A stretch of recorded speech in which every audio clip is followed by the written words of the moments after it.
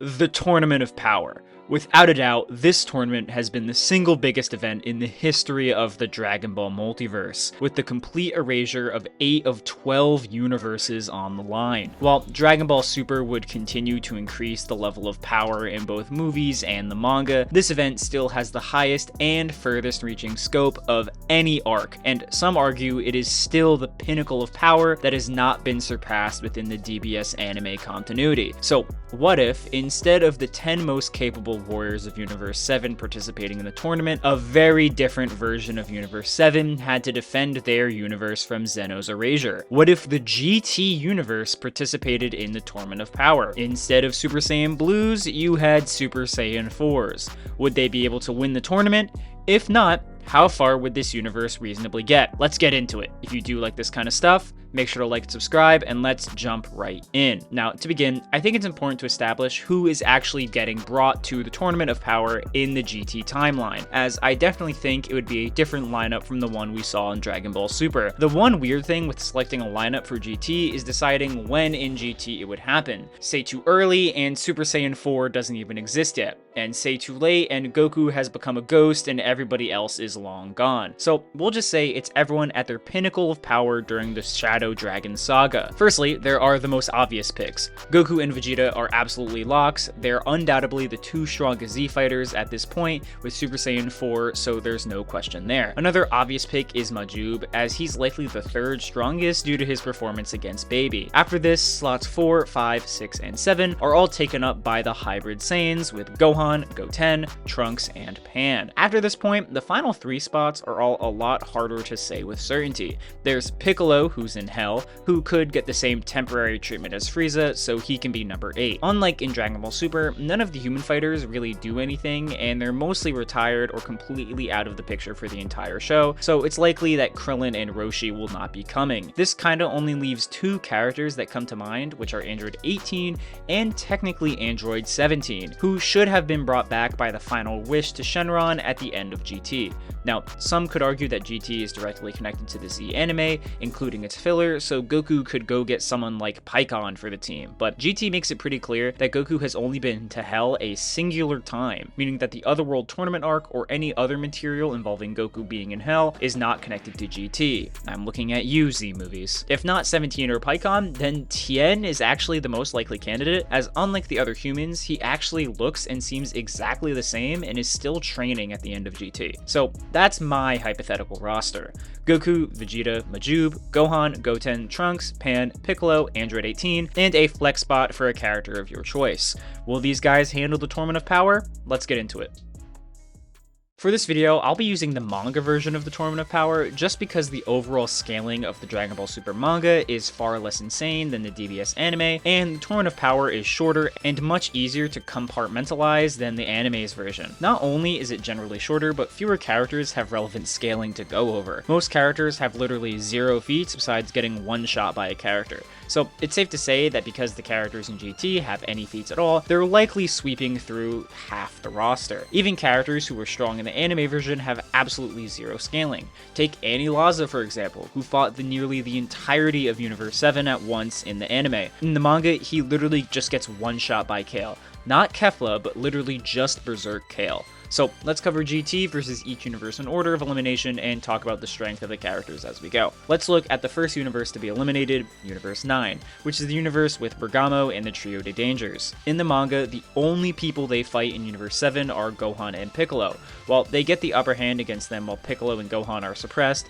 they get pressed pretty hard by Frost, who is a base Frieza victim. Still, the best scale that this universe has is that by most of them taking a full power blast from Frost, they might scale above Kid Buu, as Goku even before Battle of Gods was fully confident he can take on Kid Buu in just his Super Saiyan state, with Frost being at least able to put up a fight against a much stronger version of Super Saiyan Goku. That's still a big if. Nevertheless, they would most likely lose to most of the GT universe characters just because most of them can be much more confidently scaled to the Super or Kid Buu levels of power through fighting people like Rildo, who's outright beyond Kid Buu level. A majority of the universes fall into the same boat of being made up of mostly bums with very little scaling, being even worse off than Universe 9, with most getting one shot at some point in the tournament before doing anything impressive. Universe 2, which is Ruby Ann's universe, got essentially soloed by Android 18 by herself. Universe 3, aka Andy Laza, gets one shot by Raging Kale, as I said before. The exact same thing happens to Universe 10 and Universe 4. So, at the bare minimum, the GT universe is not coming in last place in this version of the Tournament of Power. What it does mean is that in effect there are only two universes that really matter when it comes to GT survival and victory in the tournament. Universe 6 and Universe 11. These are the only two universes with actual meaningful feats and scaling that put them on the level of Dragon Ball Super's upper end of power. These are the make or break of victory. Clearly, the first character we gotta talk about is Kale, as she's unironically the MVP in the manga and eliminates more people than anyone else. In the manga, Kale unironically thrashes both Golden Frieza and Perfected Blue Goku at exactly the same time. This was the same Perfected Blue Goku who could 1v1 merge Zamasu, who was a whole fusion level increase beyond Rose Goku Black, who even in Super Saiyan was matching Super Saiyan Blue Vegeta before his training. Then, a Goku with several years less training in a form that is 50 times weaker than Blue was going to destroy the entirety of Universe 7 by clashing with Beerus. This gets even more insane as Kale then fuses with Caulifla and becomes Kefla, who goes on to further ring out even more opponents to eventually be defeated by Gohan. Immediately, even Kale by herself is going to be a massive problem for most of Team GT. Put GT Gohan in the shoes of Super Gohan, and he is not coming out on top. You simply cannot quantify that much of a power increase for GT Gohan like you can for Super Gohan. Being 100% honest though, I don't really think anyone on Team GT has a chance of beating Kefla by themselves, including Super Saiyan 4 Goku and Vegeta. You see, the main issue is that when comparing GT to Super, GT simply does not have any low multiversal feats or scaling, and the one potential low multiversal feat they do have is more powerful than any of the Z fighters individually. There is not a single character in all of GT who can destroy every realm in Universe 7 in essentially singular attacks like God Goku did even in the manga. The best that exists is Omega Shenron's negative energy, which would eventually reach just the Kai realm.